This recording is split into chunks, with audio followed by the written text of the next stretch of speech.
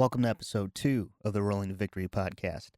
Today we will be interviewing Sutton Atkins about his coaching and his online training program, Skate School Online.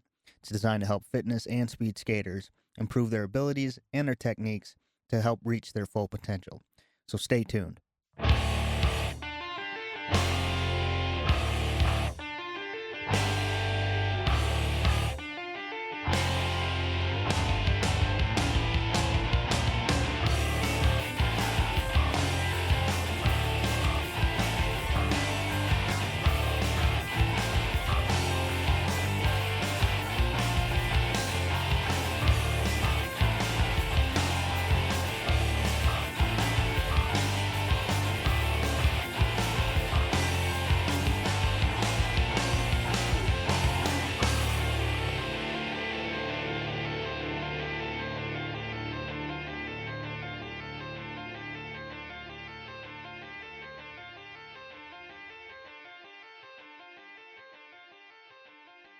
All right, today we are here with Sutton Atkins. He's kind enough to redo an interview with us because we had some technical issues the last time. But since then, Sutton Atkins he was at the Worlds in China, and I know you wanted a place at a certain level. Were you able to achieve that over in the marathon race? I didn't think I'd get a placing. No, I've been injured for the last 5 years really, with a degenerative back injury, chronic back injury that's been treated now and recently got better the last few months. But I haven't really trained. I couldn't train. Some days I couldn't walk. So it's hard to skate when you can't walk. Oh, okay. I thought you were trying to compete at this year's Worlds. Yeah, I started the race, but I didn't think I'd finish, and I didn't finish. I stayed with the main group for 35 kilometers. So that's like 18, 19 miles. And then it was just too painful in my back. So I had to Okay, stop. well, I mean, you still got pretty far for having an injury. How Yeah, did you, if you don't mind me asking, how did you get the back injury? it's genetic. The doctor said it would have happened anyway. It's the discs. The discs are wearing down. They're becoming very thin, um, and very jagged. The edges aren't very smooth. So it causes pain and inflammation around the spine. And they treated it with anti-inflammatory injections into the spine, into some of the joints of the spine and around the spine, and that's helped significantly. I still have pain every day, but it's just a lot less pain than before. So I can now skate uncomfortably. So Oh, I gotcha. Yeah, man, I got hit by a semi truck, so I'm every day feeling pain. So yeah, I can sympathize with that. yeah, Um, it's not good. no, not at all. Well, let's get into your coaching. I know that you have your skate school, which I'm sure that's probably your main thing there. Um, Yeah. so just kind of explain to people that may want to learn from you, like what is your coaching experience and the things that you've done in speed skating. Okay. In coaching, my coaching experience is, yeah, I've been coaching 25 years in skating. I've coached many clubs in England and some groups in Denmark. I moved to Denmark 10 years ago when they invited me to be national coach. And I was national coach for the Danish team for 3 years, or almost 3 years. And yeah, the sport is very new in Denmark. The first race ever was in 96, I think, 95, which is very recent, really, compared to the 100 odd years that it's been going in England and America. Um, and they'd never had a medal. They'd only ever had one top 10 at the European Championships. So I took them on, and then we took 3 medals in the first year and 3 medals in the second year. So it was decent results. And now they're much better now. They've gone forward from that And yeah, they're not the top team in Europe, but they're one of the stronger teams in Europe. That's for sure. As a speed skater myself, I was professional back in the 90s, um, skating for Team Hyper, and yeah, I got top tens at World Championships, and yeah, went to 7 World Championships. What else? I don't know. I don't know what else to say. Yeah, I was skating since I was 17, so that's 30 something years, or racing since I was 17. I've been skating since I was 10, back in the quad days, back on quads. So I lived a couple of years in the US to learn indoor. I visited, I think, 10 or 12 different clubs and skated with them in the US as well. Love indoor. I think it's the best indoor in the world is in the US. We do have pretty good indoor over here, England and Denmark, but not quite the level of in the US. So, like coming to the US to skate. Well, I mean, there you go, folks. He definitely has the experience. And so somebody new, if you could just explain how your skate school can help them, whether they're fitness or speed skaters, or just trying to get into it. It's online coaching, which has been made possible with technology, with apps, video analysis apps. You make a video in this app we use, little technique, and yeah, you upload it to me. I make a voiceover commentary. I draw on it. I do it in slow mo. Give you a good video analysis. So explain not just the faults you're making, because you can probably see those yourself, but how to fix them.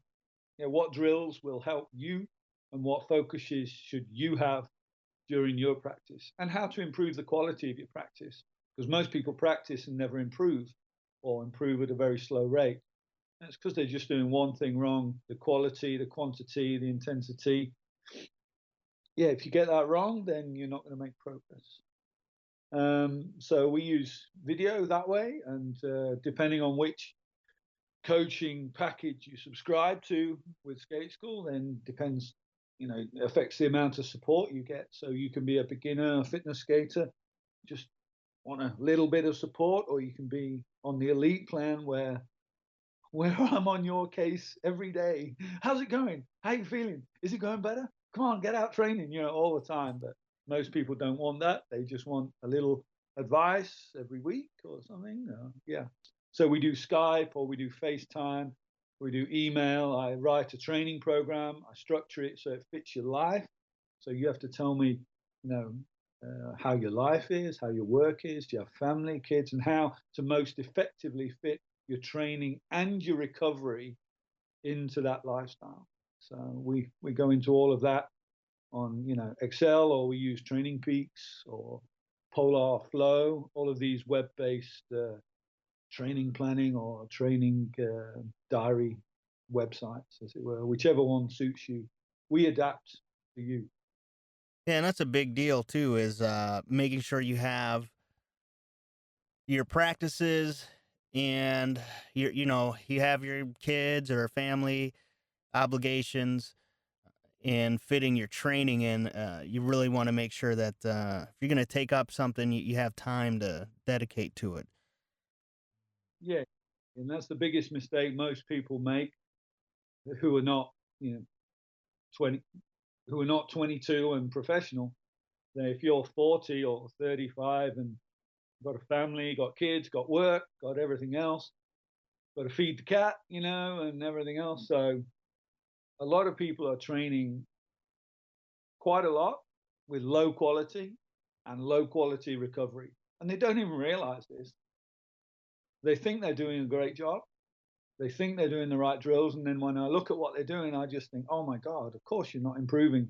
You're doing this wrong. You're doing this wrong. You don't have any time for recovery. You're not getting enough sleep.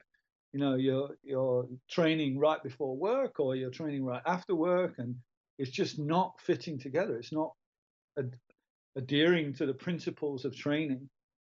And I guess that's one thing that separates me from the majority of sort of club coaches out there, is my educational background. Of course, many coaches have experience but I'm actually a qualified school teacher, and I worked in school teaching sport for 4 years, and so I have a degree in sport and exercise science, and I have a sports teaching degree as well. So, along with other 22 other qualifications in everything from gymnastics to tennis, trampolining, all sorts. So, I think education combined with experience of the sport and put it together, and it's quite a powerful package to be helping people. And we have clients literally all over the world: South America, Asia, Middle East, Europe, Scandinavia, yeah, everywhere. I know you had said before that you're able to work with whatever clubs they're with. So do you work with them? Like tell the coach, hey, they need to work. There's something that they're lacking, or do you just kind of keep it with that student? Or However, the student wants it to be, every club is different. Some club coaches really don't want to get involved. Some club coaches get jealous, and some club coaches are really open and really helpful, and we have a very good working relationship with them. Because in the initial stages, I'm quite aware that the club coach probably knows the athlete much better than I do. So I really rely in the beginning on that club coach if they're open to it. So we do it as the client wishes. Can kind of do it privately, or we can do it working with the club coach.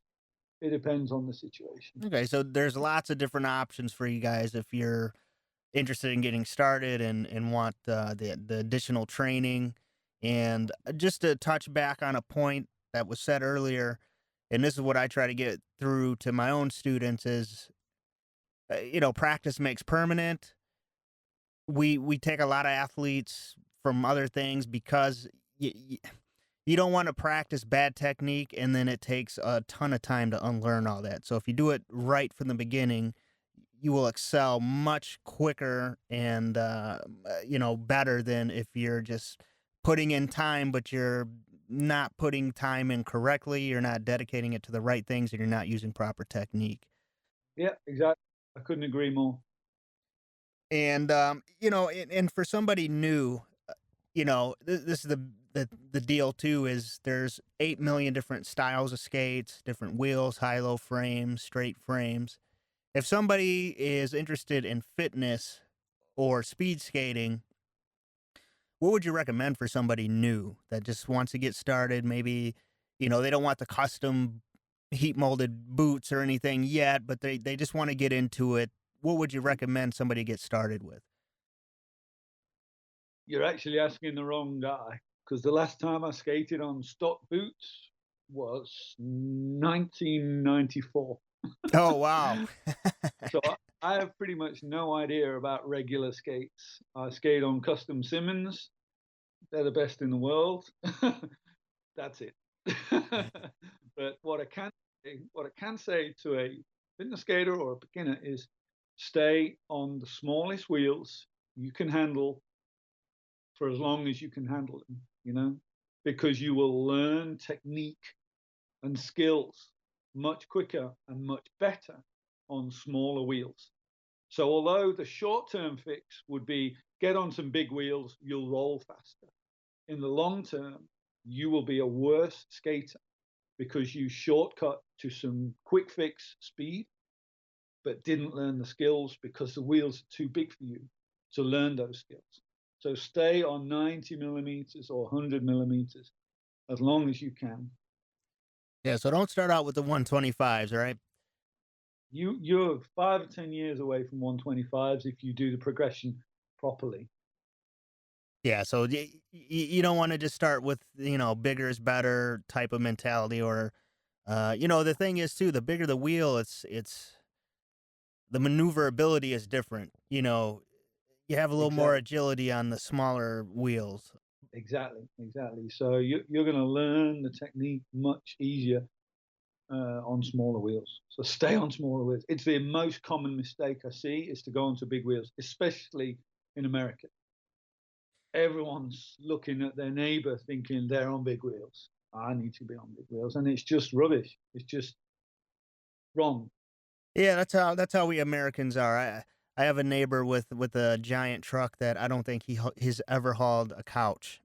So- Yeah, yeah, yeah. We have that. Of course, we have that kind of one-upmanship over here as well, but it doesn't penetrate quite as deep. People can often see that okay, their kids need to be on 80 millimeter wheels, whereas in America, I have actually seen a beginner kid who was 9 years old on 4x110, and he oh wow. couldn't even he couldn't even stand up straight on them. But he was at speed practice.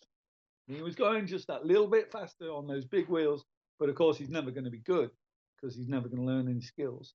The skates were bigger than him. That's what I say. Yeah, though that's I don't even think I can handle 110 or 125. So, Yeah, that was um, great. yeah, I mean, so if you're new, stay like he said, 90 millimeter wheels. What about even smaller, like 84, or would that be too small? I think if we're talking for an adult, I think most adults can start on 490s. It's fairly low, and the gyroscopic forces involved in 490s spinning are not that great for an adult. Yeah, so I think good start point could be 90s for most people. Okay, so there you go. So find some 4 by 90 millimeter wheels. We can't get into like the durometer of them, and say, depending on what surface you're on, the hardness or Yeah, softness is gonna vary. Um, but yeah, definitely you can look at some 90 millimeter wheels, and just kind of go from there. And then your basic wrist guards, knee pads, elbow pads, helmet. Um, yeah. Nothing too technical there. I know there's a different style of helmet that speed skaters have from others. So would they want kind of more of that vented top helmet? Would that be better for if you're doing fitness or long distance skating? I think just a regular bike helmet is pretty good. Cycling helmet. Okay, yep. Yeah, that's what I use. Just a regular bike helmet. Yeah, you don't have to worry. I was just interviewing another guy about the downhill racing stuff, and yeah, you're definitely gonna want. I want to see somebody try the 125 millimeters on going downhill. See, Yeah, see see how yeah, that goes. they're a little bit faster, but the funny thing is, when you get them up to high speed, really high speed, they're actually slightly more stable because the gyroscopic force, the gyroscopic effect keeps the wheel stable. So it's at slow to medium speed that they're more unstable, and your ankles have more forces on them, as it were. Or when you're going around, of course, tight corners and you're laying your skates over really on an angle, that's when your ankles take a beating. Just going pretty fast down a hill, assuming if you're going 40, 50 miles an hour, you're going pretty straight. You're not going around many sharp corners at that speed. So yeah, Yeah, the wheels no. balance themselves out and keep going straight. So they're good in that way. They're very good. Yeah, I think we were talking about up to 70 miles per hour. So yeah, Although yeah, those downhill guys are crazy. yeah. 70 miles an hour. I'd done that once about 20 years ago in San Diego at the X Games. Never again. Never again. I did not enjoy that. Oh my god. Yeah, I think you got to be a speed junkie for to get into that. Yeah, adrenaline junkie. That's not me. Yeah. No, just not me. Yeah, and if but there's a lot of stuff you can do if you're into speed skating. Um, I mean, there's so many different events and tournaments, and then if you're really serious and you're looking at worlds, you know, uh, there's big tournaments you can get into. So, um, just I want you to quickly get into how people can contact you. Um, and if they're looking to get started, they're maybe they're belong to a club or not yet, or maybe they're just a fitness skater and they just want some coaching on the side to help their technique. How can they reach you? Yeah, they can find me on Facebook or on my website, and it's just skateschoolonline.com, and you spell skate school with the number 8 in the middle of it. So yeah, and I've got a lot of followers on Facebook, 33,000 on Facebook, and we're on Instagram as well. So plenty of places to find me. Yeah, he's all over the place, and we'll have all the links in the show notes as well. But Awesome. yeah, definitely contact him if you're looking to improve your technique, and whether you're just doing it for fun or if you're serious, highly competitive, you can definitely benefit from this type of training. So But we don't do technique. That's one part of the whole thing. We can focus on that, or we can focus on the physical side if because I'm a qualified strength training instructor as well. So, I mean, we look into your off skate training and your endurance training on the bike, and your endurance training on skates, your interval training on skates, your top speed work. We look into the whole lifestyle of going faster, really, and on whatever level, however much input you want. If you want it just monthly, little advice every month, or every week, or every day, or just different for every person. That's the whole point about personal coaching. We'll do it how you want it done, and we'll find your weaknesses and find the the things that are going to help you go faster. Not the group, not the club, not the team, just you, just the coach, me, and you. You know. yeah, and that's the beauty of this program is you can customize it to however you want it and whatever Exactly. your goals are. So yeah, and again, it's Skate School Online. That's SK the number 8 SKOOL online.com. And Mm-hmm. again, we'll have the all this information in the show notes. But one thing I've been asking people, and I'll probably make it a regular deal, is what's the biggest spill you've taken? Because we've all taken them. I fell on my butt many a time. So, is there any spills that you've taken that you remember fondly of? Yeah, quite a few actually. Obviously, racing, you're pushing the limit, so you're going to crash sometimes. 2005, I dislocated my shoulder, which wasn't very nice. That was going around 38 miles an hour down a slight incline to the finish line, sprint finish. I just caught somebody else's skates. Nobody's fault. I guess it was my fault. Just one of those things. But yeah, put the shoulder out. It still feels weird even today, and that's 11 years later. So yeah, there's other times where I knew I was going to fall before I did it. I dived for the line, but I knew, like, if I dived, hawked, you guys call it hawk the line, then I knew I'd end up on the floor, but I'd win the race. And I did win the race. I got my foot over first, but I did spend 2 days in hospital with blood poisoning because the road rash was over such a large area of my body, from my ankle all the way up to my hip, up my side, my shoulder, my elbow, and then it got infected. That was when I was 18 or something, a long time ago. So, yeah, that was not very nice. Well, that's the winner. That's the winner's mindset right there. And yeah, I used I used to have that. Now I'm 45 now. I don't do that anymore. I don't know. Second place is fine today. Yeah, that's good. Something changes around for me when I was 27. You learn fear. You learn to second guess yourself and the decisions you make.